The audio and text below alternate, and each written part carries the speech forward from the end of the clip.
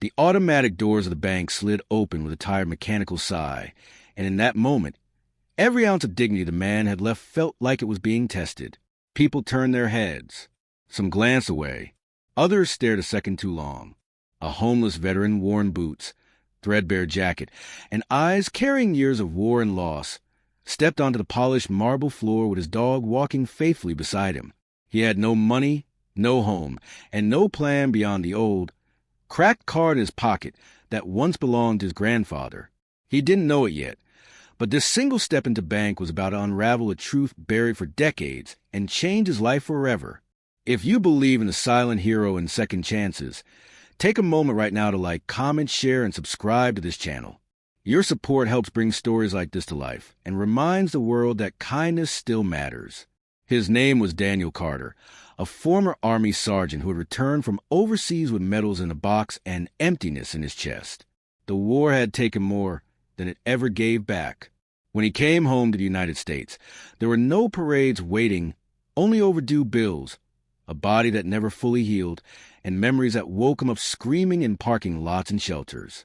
The last stable thing in his life had been his grandfather, a quiet, disciplined man who raised Daniel after his parents died young. But even that anchor disappeared when his grandfather passed away while Daniel was deployed. By the time Daniel returned, the house was gone, the savings were gone, and all that remained was an old bank card his grandfather once pressed into his hand years earlier, telling him to keep it safe for emergencies. For a long time, Daniel never used it. Pride and confusion kept him away.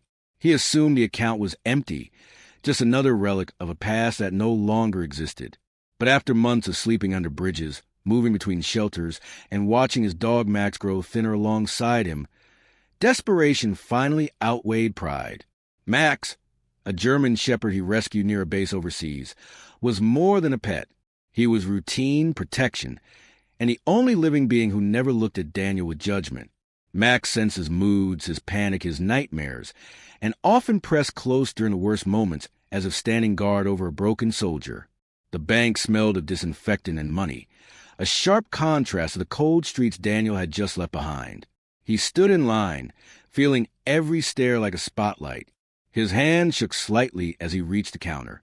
The teller hesitated, eyes flicking from Daniel's face to his clothes, and then to the dog sitting calmly at his feet. Daniel slid the old card across the counter, apologetic even in silence, already preparing himself for rejection. He expected security to be called, expected embarrassment, expected nothing to change. What he did not expect was Max to suddenly stand up, ears alert, eyes fixed on the screen behind the teller. In one swift movement, the dog jumped up, paws pressing against the counter, tail stiff, attention locked on the monitor. A sharp tone sounded as Max's paw accidentally triggered the touchscreen, switching the display from the standard interface to a dormant account alert. The teller froze. The screen flashed with information that hadn't been accessed in decades. The room seemed to hold its breath. The account number matched the card. The name matched Daniel's grandfather. But the balance displayed was something no one there could believe. Decades of untouched investments, land royalties, and compounded interest had quietly grown into a sum exceeding $200 million. A fortune hidden in plain sight, protected by time, paperwork, and a man who never spoke of his wealth. The bank manager was called. Then another. Whispers spread across the lobby. Phones came out. Security stood closer, not to remove Daniel, but to protect him. Daniel felt dizzy. His knees weakened, and for a moment, the world blurred. His first instinct wasn't joy. It was disbelief, followed by guilt. His grandfather had lived modestly, driven old trucks, fixed things by hand, and never once hinted at wealth. Daniel realized then that the man had chosen silence on purpose, choosing values over vanity, security over display. And now, through coincidence and the loyalty of a dog, that silence was broken. As the truth unfolded, Daniel was moved into a private office. Warm coffee was placed in front of him. His dog lay at his feet, calm again, as if his job was done. Lawyers confirmed the inheritance. Records showed his grandfather had set conditions, quiet ones, built on trust rather than instructions. He believed Daniel would find the account only when he truly needed it, not when he wanted it. That realization hit Daniel harder than any explosion he'd survived. His grandfather had believed in him, even when Daniel no longer believed in himself. But money did not erase trauma. The days that followed were overwhelming. Media tried to reach him. Distant relatives surfaced. Offers and demands poured in. Daniel withdrew, haunted by the fear that this sudden fortune would swallow him whole or change him into someone his grandfather never intended him to be. He checked into a small motel instead of a mansion. He bought food, warm clothes, and took Max to a vet before anything else. Old habits of survival were hard to break. Slowly, Daniel began to heal. Therapy sessions replaced nights on concrete. He funded veteran shelters, quietly at first, remembering the faces of men and women who shared their last meals with him. He invested in mental health programs, service dog training, and housing initiatives, always keeping his name out of headlines. The wealth became a tool, not a trophy. Each decision was guided by one question: what would his grandfather have done?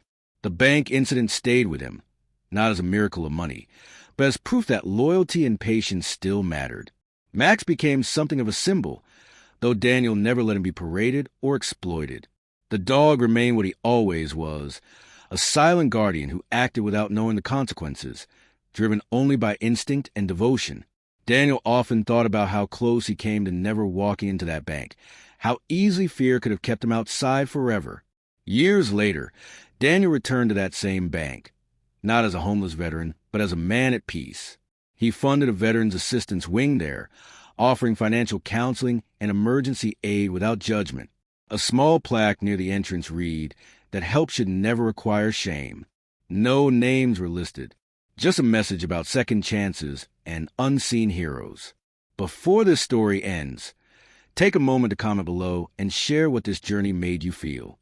Your words matter more than you realize. Daniel never forgot where he came from.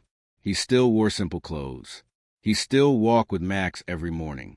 And every time the automatic doors opened for someone struggling, he remembered the day his life changed not because of money, but because a loyal dog acted without hesitation. In a world obsessed with noise and recognition, it was the quiet actions, the silent hero beside him, and the patience of a grandfather long gone that rewrote his future. And sometimes that is all it takes to remind us that even the most broken paths can still lead home.